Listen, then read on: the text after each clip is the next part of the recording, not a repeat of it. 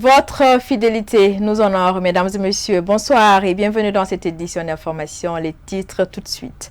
Oui, à une arbitraire des anti-troisième mandat, tels étaient les propos aux assemblées générales du RPG Arc-en-Ciel et de l'UFDG ce samedi. Vous suivrez les réactions dans ce journal. Malgré le lancement de la 4G en Guinée, le débit de la connexion Internet continue de faire débat dans la capitale. Et puis au Burkina Faso, les deux ex-otages français et la sud-coréenne ont été reçus par le président Marc-Christian Kaboré. Voilà pour les titres, les détails dans un instant.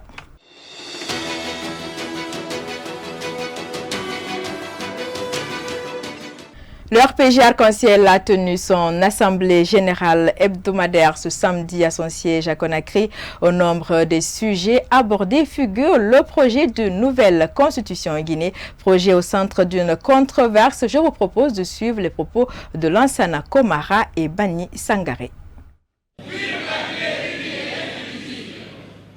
Donc, nouvelle constitution, pas révision de la constitution.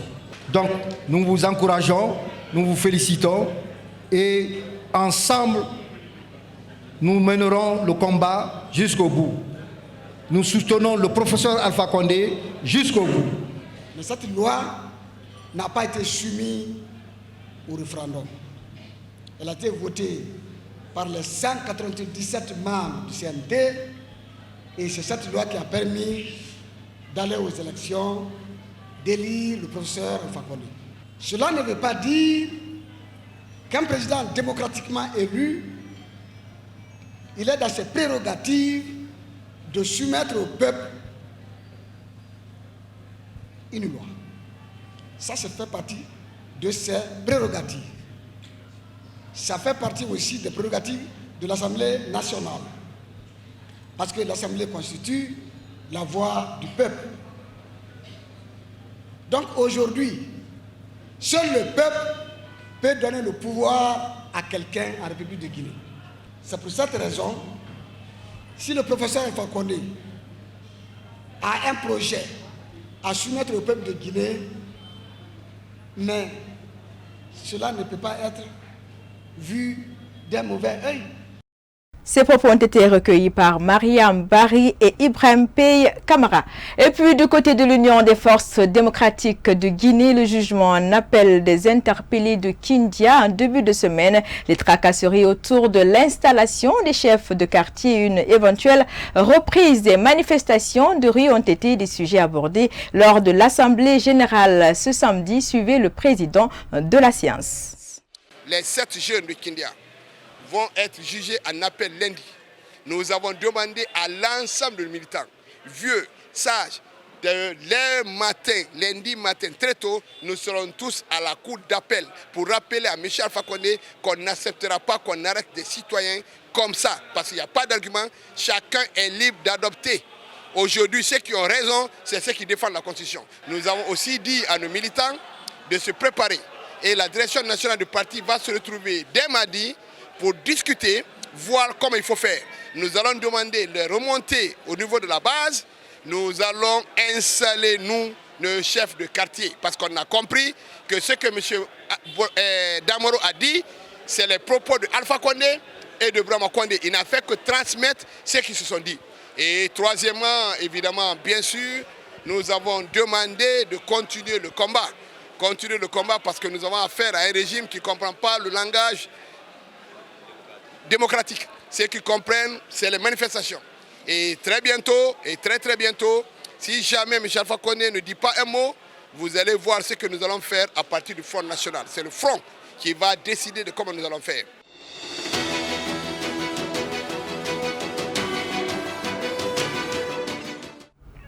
Toujours dans l'actualité, la connexion Internet à haut débit, toujours un problème en Guinée. La commercialisation de la 4G par une société de téléphonie suscite des réactions mitigées. Tierno Falidou Diallo a recueilli les réactions de quelques âgés de la 4G. Suivez. Pour le moment, seulement le réseau n'est pas stable. Sinon, la 4G, c'est bon. Quand ça arrive à se stabiliser, c'est bon. Les téléchargements sont rapides. Si tu veux regarder une vidéo aussi, là-bas aussi, c'est bon. Mais si c'est les 3G, tu ne peux pas continuer jusqu'à la fin sans que ça s'interrompe. Sinon, mais ça n'arrive pas à se stabiliser. Ça peut prendre un certain temps, bon, ça lâche. C'est ça, sinon la 4G, moi je trouve bon. La 4G, oui, j'avais commencé à utiliser, mais ça me compliquait la tâche. Parce qu'avec les 4G, souvent, avec mon Samsung même, ça plantait.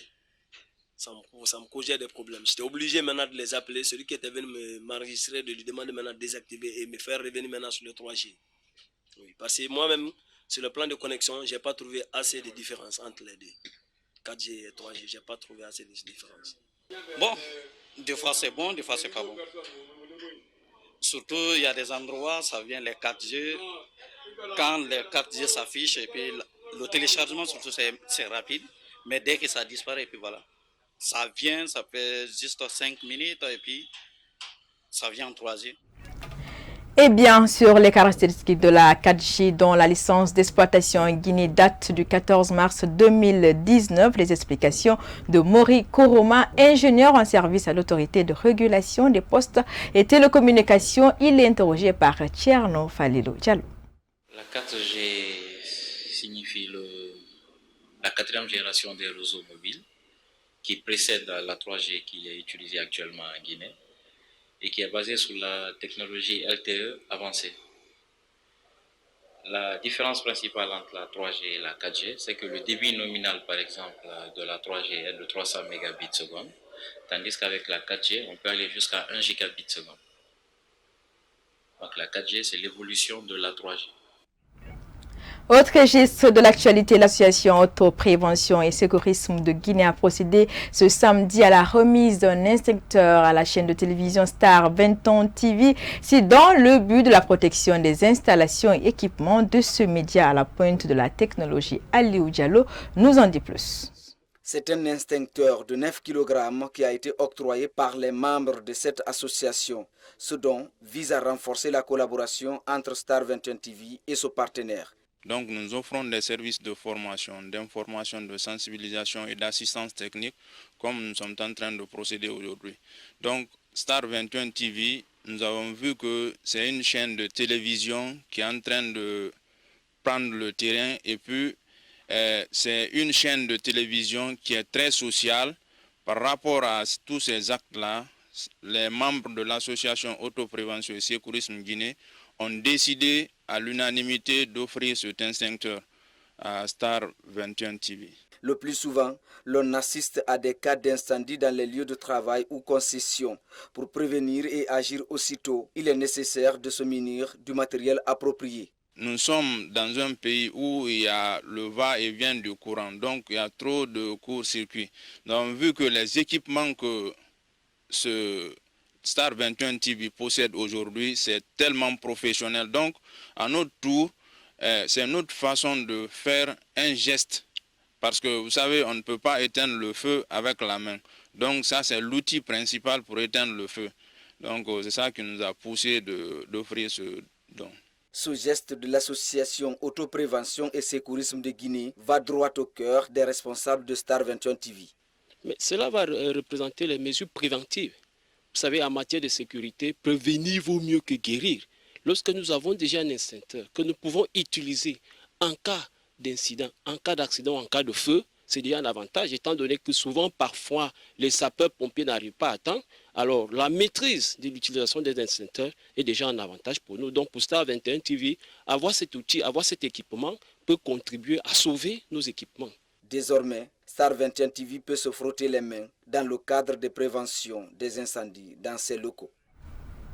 Parlons sport à présent. Leader du championnat national de Ligue 1 guinéenne de football professionnel défie ce dimanche l'AS Kalom au stade du 28 septembre. C'est au compte du Classico retour saison sportive 2018-2019. Les entraîneurs des deux équipes étaient dans une conférence de presse ce samedi à Conakry. Notre reporter Abdoulaye Momo Fofana était de la pratique.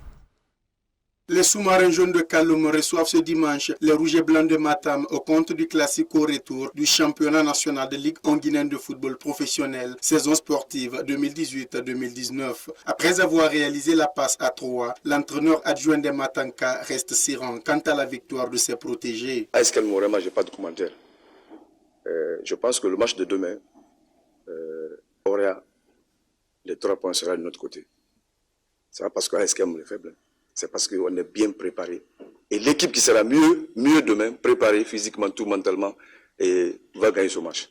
L'AS Kaloum est 4e du championnat. Pour le manager général du club, le Bingbing Show mérite mieux. Le match, ça serait un match très enlevé, important. Et nous sommes quand même, on a la concentration.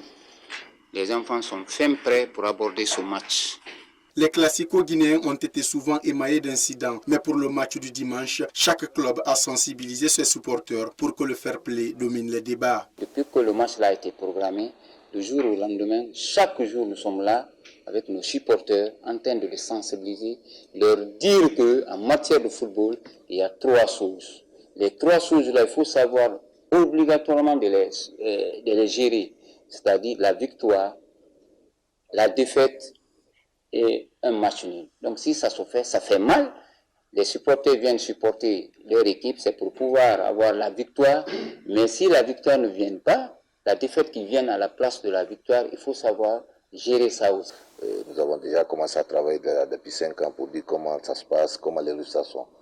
Ils savent déjà pour le moment, le ASK, qu'il y a 3 résultats et ce n'est pas une équipe à prendre à la légère. Même si le ASK est très faible, ils peuvent tenir tête à Orea, même si l'Orea est plus fort. C'est ça le derby. Et ils sont déjà préparés pour les 3 résultats, victoire, défaite et match nul. Le Orea AC poursuit son rythme infernal et reste seul leader du championnat avec 38 points. Et l'AS Kaloum est 4e avec 29 points. Le coup d'envoi est prévu demain dimanche à 16h30, temps universel.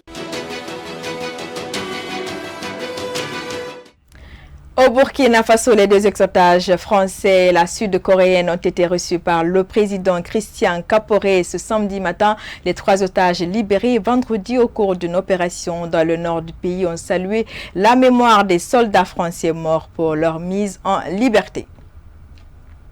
Et puis, de la République béninoise a réagi par un communiqué à l'annonce de la libération des otages français. Le palais de la Marina se réjouit de l'épilogue, sauf que le guide local qui accompagnait les Français est mort. Le Béninois le regrette et s'interroge également sur les événements et leurs conséquences pour le pays. La présidence a rendu un hommage au guide béninois qui a perdu la vie dans ce kidnapping.